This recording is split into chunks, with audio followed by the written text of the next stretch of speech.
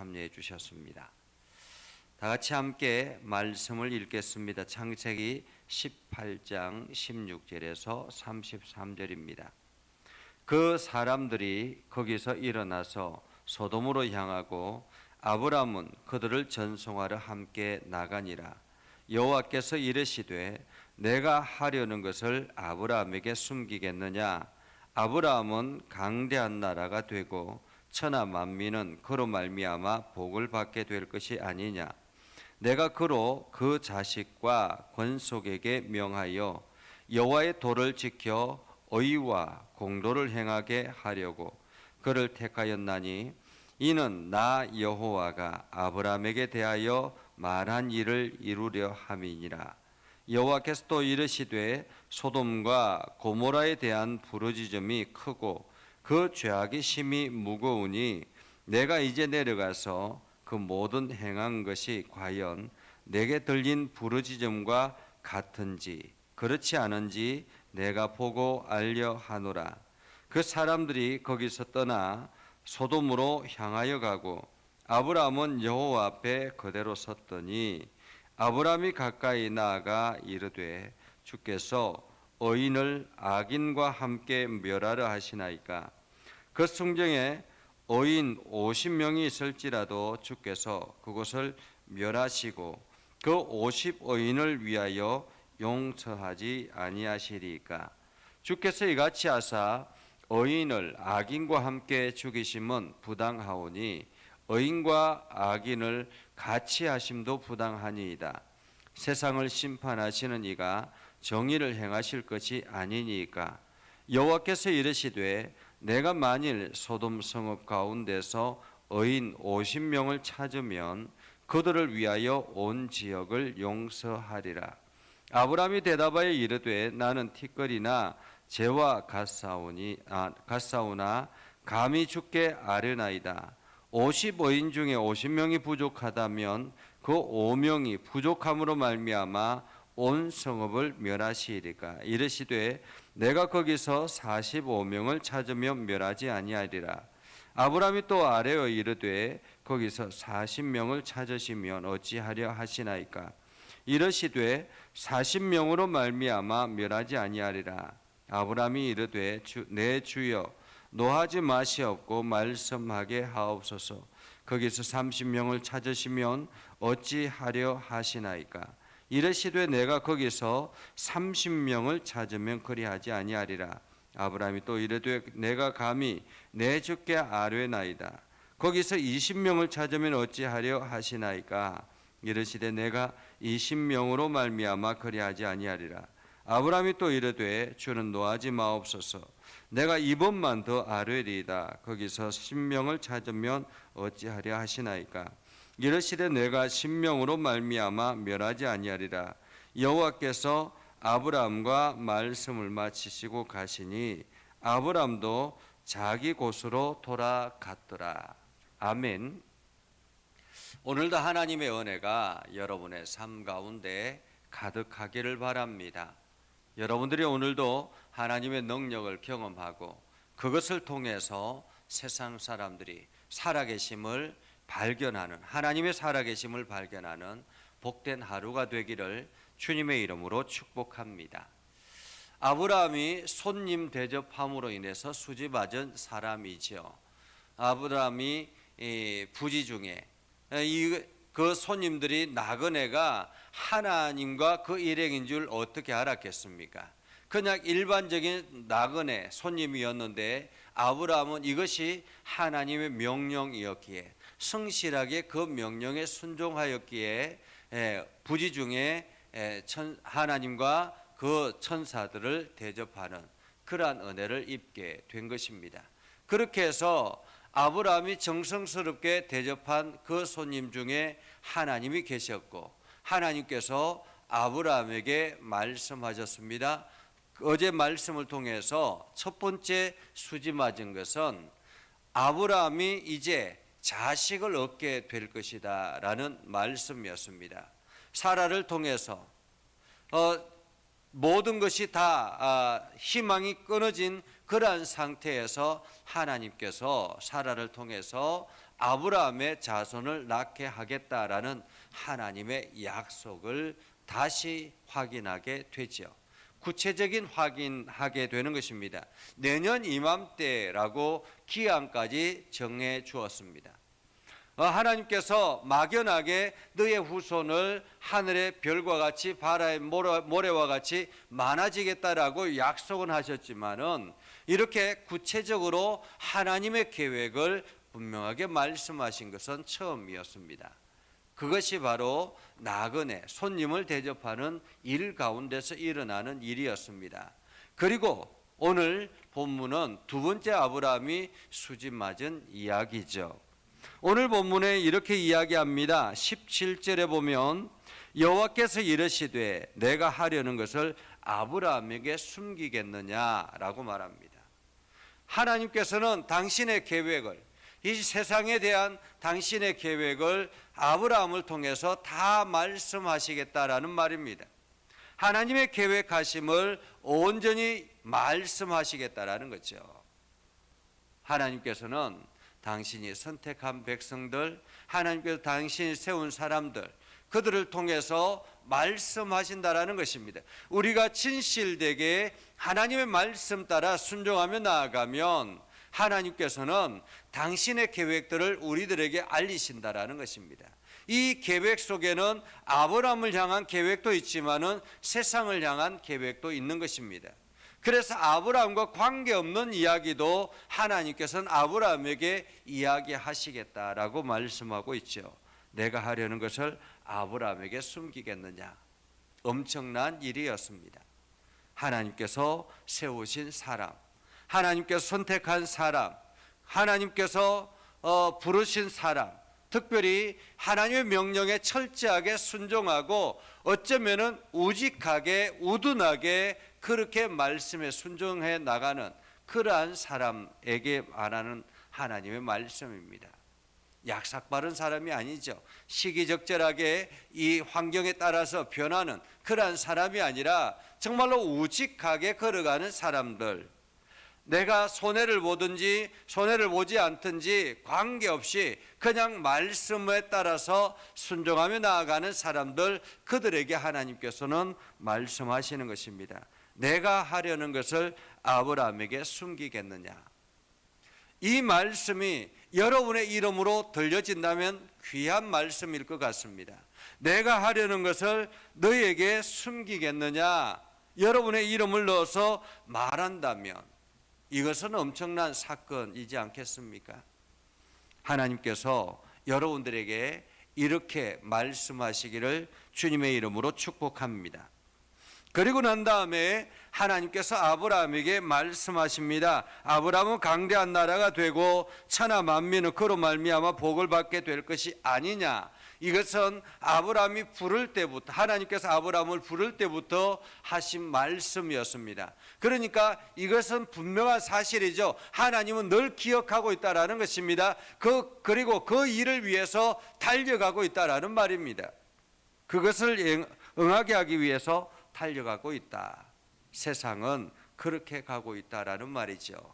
그리고 하나님께서 아브라함을 택한 이유에 대해서, 부름의 이유에 대해서 이야기를 합니다. 19절에 보면 내가 그로 그 자식과 권속에게 명하여 여호와의 도를 지켜 의와 공도를 행하게 하려고 그를 택하였나니. 하나님께서 아브라함을 선택하신 이유는 무엇이라고요? 그와 그 자손들이 하나님의 의와 도를 지켜서 의와 공도를 행하게 하려고, 그것을 실천하려고 라는 말입니다. 하나님의 의와 하나님의 도를 세상 사람들에게 세상에 살아가면서 실천하게 해달라고 하기 위해서 아브라함을 택하였다라는 것입니다. 아브라함뿐만 아니라 그 후손들에게도 라는 말이죠. 그 후손들에게도. 여러분의 가정과 여러분의 후손들이 하나님의 의와 하나님의 공도를 행하며 나아가 하나님의 복을 넘치게 받기를 주님의 이름으로 축복합니다. 이것이 하나님께서 부르신 부름의 목적이라는 것입니다. 그리고 난 다음에 하나님께서 아브라함과 관계없는 이야기를 하죠. 내가 지금 가려고 하는 저곳은 소돔과 고모라 성이다.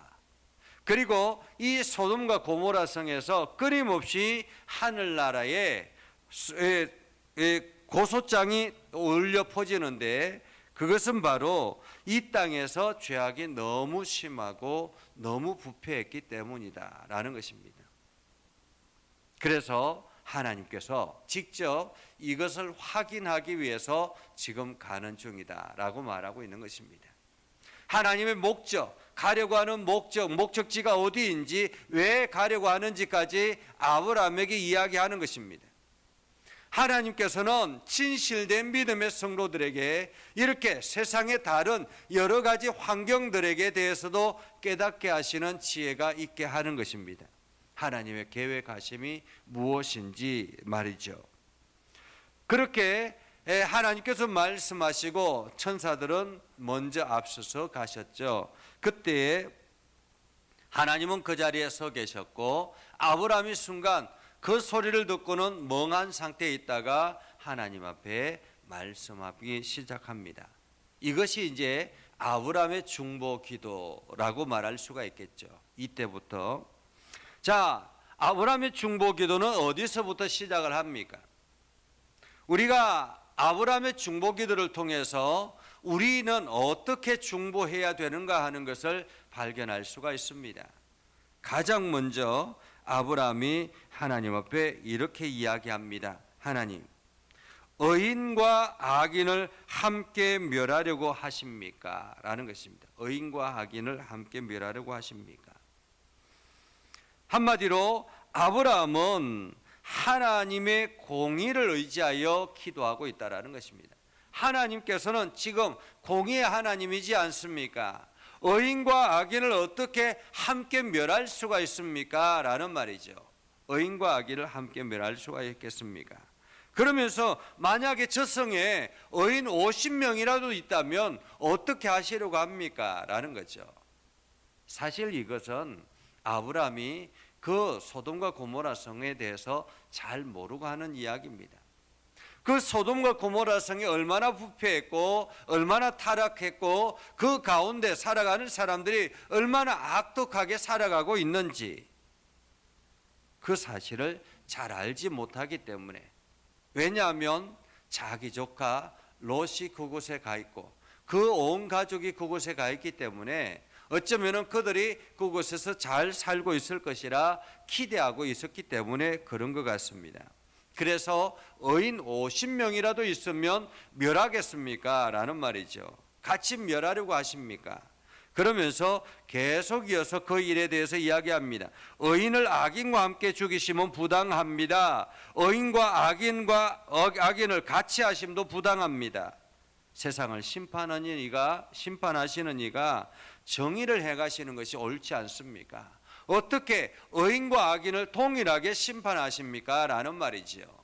어쩌면은 지금 엄청난 태풍이 올라와서 수많은 사람들이 이제 피해를 입게 되고 사상자가 생기게 될 텐데, 이러한 하나님의 심판이 그 심판 가운데 그 태풍 가운데 의인이 있다면 어떻게 하시렵니까? 라는 그런 기도와 같지 않겠습니까? 하나님, 지금 저 태풍을 통해서 의인이 악인과 함께 휩쓸려 죽음을 당하면 어떻게 하시겠습니까? 하나님께서 이것이 온당한 일입니까? 라는 말이죠. 이 세상을 심판하시되 악한 사람들을 심판하는 것 당연합니다. 그런데 의인과 함께 죽는 것 왜 가능합니까? 왜 이렇게 하시려고 합니까? 라는 말이죠. 그러자 하나님께서 말씀합니다. 내가 그곳에서 의인 50명을 찾으면 심판하지 않겠다. 분명합니다. 하나님의 말씀은 분명하죠. 심판하지 않겠다라는 거예요. 의인 50명만 찾아도 심판하지 않겠다라는 말입니다. 아브라함이 다시 간청을 합니다. 45명이면 어떻습니까? 45명도 괜찮다. 40명이면 어떻습니까? 40명도 괜찮다. 30명이면 어떻습니까? 30명도 괜찮다. 20명이면 어떻습니까? 20명도 괜찮다. 10명이면 어떻습니까? 10명도 괜찮다라는 것입니다. 여기서 아브라함이 영혼에 대한 긍휼함과 사랑을 우리가 볼 수 있습니다. 하나님, 한 영혼이라도 하나님 앞에 바로 서 있는 이 한 영혼이라도 있으면 이 땅을 멸하시겠습니까? 라는 그러한 의미이겠지요. 하나님은 10명이라도 괜찮다라고 말하고 있습니다. 소돔과 고모라 성에 얼마나 많은 사람들이 있는데 10명 때문에 하나님께서 그 성을 멸하지 않겠다고 말씀하고 있는 것입니다. 어쩌면은 이 한반도 땅이 하나님을 믿는 의인 50명, 아니 의인 10명이 있기 때문에 하나님께서 이 땅을 아직까지도 보존하시는지 모르지 않겠습니까? 우리가 주변 사람들을 위해서 중보 기도해야 되는 이유가 여기에 있습니다. 하나님, 아직도 이 땅에 의인들이 있습니다. 하나님, 그들에게 아직도 기회가 있습니다. 그들이 주의 복음을 선포하고 하나님의 살아계심을 선포할 기회가 있습니다. 하나님, 이 땅을 조금만 기다려 주십시오라고 기도하는 것이 우리의 자세 아니겠습니까? 그리고 우리가 기도만 할 것이 아니라 정말로 하나님께서 이 땅을 용서하시고 기다리시는 보람이 있도록 우리가 열심히 복음 전하는 일에도 힘을 다해야 하지 않겠습니까? 이를 위해서 하나님께서 교회를 세우시고 우리를 부르신 것입니다. 오늘 하나님은 아브라함을 통해서 하나님께서 아브라함에게 얼마나 아브라함을 기대하고 있는지, 그리고 아브라함을 통해서 이 땅의 믿음의 성도들에게 무엇을 기대하고 있는지를 다시 한 번 더 말씀하고 있는 것입니다. 하나님께서는 이 땅에 하나님의 공의와 의가 실현되기를 원하십니다. 그래서 오늘도 우리를 통해서 그 일을 감당하라라고 말씀하고 있는 것입니다. 여러분 모두 다가 이 하나님의 은혜를 경험하고, 그리고 우리가 하나님의 선한 뜻을 이루기 위해서 최선을 다하는 복된 하루가 되기를 주님의 이름으로 축복합니다. 기도하겠습니다. 거룩하신 아버지 하나님, 은혜를 감사합니다. 오늘도 하나님의 말씀을 붙들고 나아갑니다. 우리 가운데 함께 하셔서 하나님의 선하심이 온 땅 가운데 나타나게 하시고 주님의 놀라운 역사가 우리 가운데 임하게 하여 주시옵소서. 거룩하신 아버지 하나님, 말씀 가운데 새롭게 하여 주시고 우리가 새 힘을 얻고 나아가도록 하나님 인도하여 주시옵소서. 하나님께서 아브라함에게 명령하셨던 그 부름의 목적이 오늘도 우리들에게 임하게 하여 주셔서 우리가 이 땅 가운데 하나님의 심판이 유보되는 그 기간 동안 최선을 다해서 하나님의 복음을 실천해 나가는 그러한 삶이 되게 하옵소서. 그래서 우리를 통해서 수많은 의인들이 세워지게 하여 주시고 하나님께 영광을 돌리는 복된 삶이 되도록 하나님 우리를 붙잡아 주시옵소서.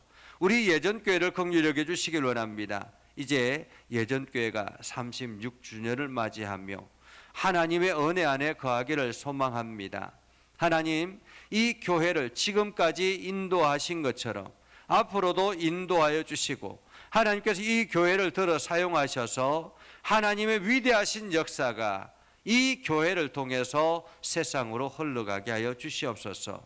36주년 동안 하나님께서 지켜주셨던 것처럼 앞으로도 지켜주셔서 교회가 든든히 서게 하시고 주의 복음이 이 교회를 통해서 세상으로 흘러가게 하시고 하나님의 사랑이 온 땅 가운데 거하도록 우리 교회를 사용하여 주옵소서.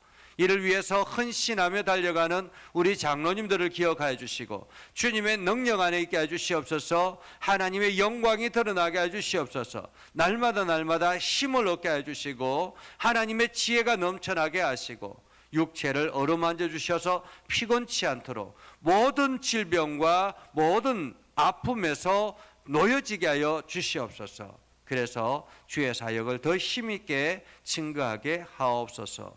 거룩하신 아버지 하나님, 우리 권사님들과 집사님들을 기억하여 주셔서 교회 일꾼으로 세워주시고 하나님의 일들을 맡겨 주셨습니다. 이 일들을 잘 감당할 수 있도록 하나님 은혜를 더해 주시고 날마다 기도하며 나아갈 수 있도록 하나님 인도하여 주시옵소서. 거룩하신 아버지 하나님, 교회가 더욱더 복되게 하시고 하나님께 영광을 돌리게 하시고 주의 이름이 온 땅에 드러나도록 이 교회와 온 성도들을 사용하여 주옵소서. 아버지 하나님, 이번 주에 창립 기념 주간에 우리가 하나님 앞에 은혜를 더욱더 풍성하게 공급받고 믿음의 결단을 하며 나아갈 수 있도록 인도하여 주시옵소서. 온 나라와 온 열방에 하나님의 임재하심이 가득하게 하옵소서. 예수님의 이름으로 기도드리옵나이다. 아멘. 복을 빕니다. 이제는 우리 구주 예수 그리스도의 은혜와 하나님 아버지 극진하신 사랑과 성령님의 감화 감동 역사 위로 교통하시며 은혜가 주의 말씀 안에 있는 믿음의 백성들 위해 하는 모든 일들 위해 영원토록 함께 하옵시기를 간절히 축원하옵나이다. 아멘.